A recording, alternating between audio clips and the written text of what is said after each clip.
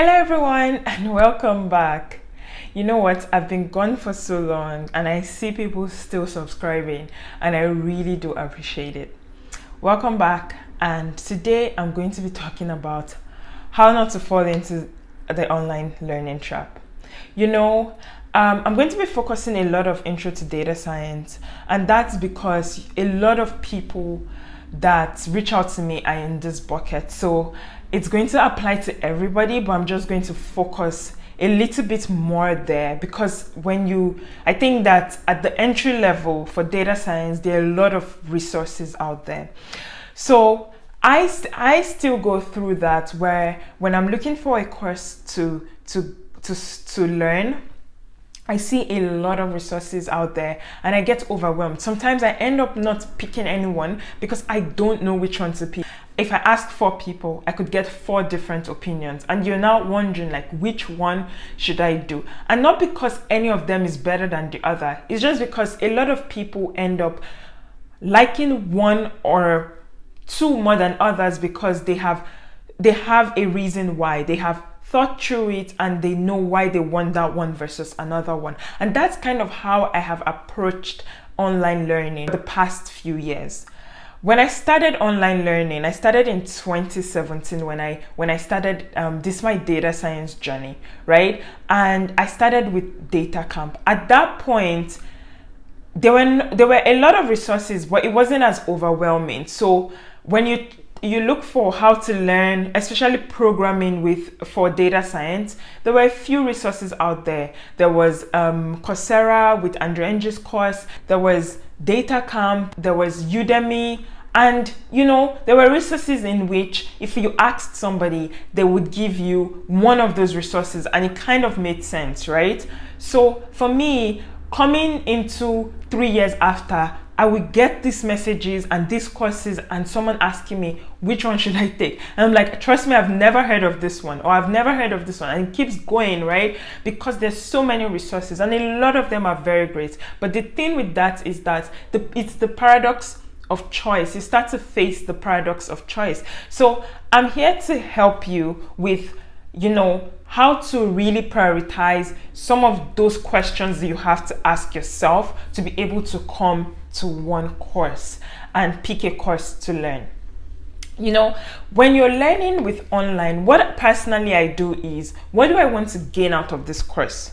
And that really helps me pick a course, because there are times when I'll pick a course that nobody will pick because they have a different goal. So sometimes your goal may be to just learn a concept. So you can pick a course that doesn't really have any applications. It doesn't really have any project. It doesn't really have anything. But what do you want to learn out of it? If you want to learn how to really use the tools involved with data science, for example, you definitely want to take something that has a project, that has real world applications, and that would give you enough to, start to think on your own. So that way you may pick course A versus course B. The other point is that how do you want to learn this course, right?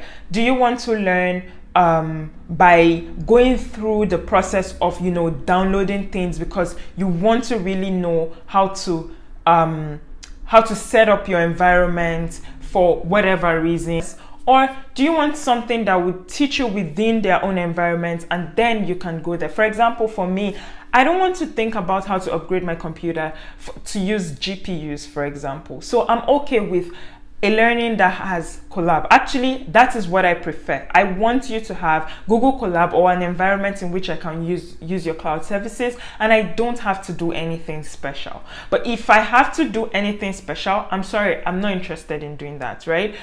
That's the second question I'll ask myself. The other question is, if I take this course, would it teach me what I really need to know to excel, or would it just put me at the forefront of something and I'm not able to do anything with it? For example, I'm just going to use an example. There's no example in my head, but maybe there are courses that are by big companies, are in collaboration with big names or big people, and you're like, oh my goodness, I would rather take the course that IJ did because maybe, for example, IJ is known in this area. But does it really teach you what you're looking for, or is the name just there so that you can take the course and it's a selling point? If that's, and sometimes that could be the aim, right? I've taken a few courses because of the big name involved, and that way when it's on my LinkedIn profile, I get, you know, more people like maybe reach out for whatever reason. But did I really learn anything from there? Probably not as much as if I'd taken a course that went in depth that nobody really talks about. But so I always think about that, and I say, you know what, I'm going to focus on what I really want to learn out of this course, what I really want to gain. I want to be able to, you know, start to think the way I'm expected to think as a data scientist. I don't want to take a course and then by the end of the course, I'm just like, you know what, I got this certificate, but I can't do anything. And I'll give you an example. I am known to be a very great exam taker. One day I am going to, you know, talk about it and how I kind of moved away from being just a great exam taker, but also a good concept understander. Is there a word like that? Well, let's continue. Sometimes you may be great at taking exams, but you don't understand the concept, right? And it happened to me in 2017 when I was taking data camp courses, and all I wanted to do was to ramp up those certificates. I was moving against the clock. I have to ramp up the certificates. So I kind of studied the pattern in which these questions come out. So I would be like, I kind of know the questions that will come out. So I would focus my energy on that. And then when I go back to it, I actually did not know it. So I had to spend a lot of time now learning after something I could have learned in the moment, right? And then I realized that actually it's okay not to know everything. In fact, it's okay not to know. Like, that's what you're learning. So it's okay not to know. So don't beat yourself up for not knowing something. It's okay to, you know, go with the flow and learn hard things. Sometimes it's good to also, you know,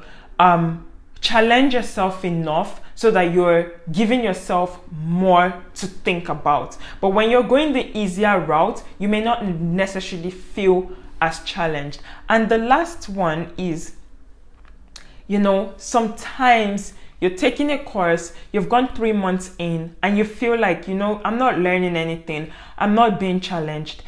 I've learned what I need to learn. There's no extra information here. It's okay not to take this certificate and go to a different course or go a different route. I think that a lot of times, especially for me, I don't want to start something without finishing it. And that's really slowed down my learning process, because there were times when I could literally just stop this course and go to a different course and I would be fine and get a certificate from that course or another course. So it's okay to, you know, understand that there are many resources and many of them are great, and it's okay to take something else if you no longer feel like you're getting what you initially wanted to get. And that's the thing. You definitely want to write out what your goal is and make sure that your output is very close to those goals. And I hope that this video will be able to help you plan that and be able to help you write out these questions that you need to answer when you're choosing an online course. I hope you enjoyed this video. Please let me know what else you would like me to talk about. Have an amazing day ahead. Bye.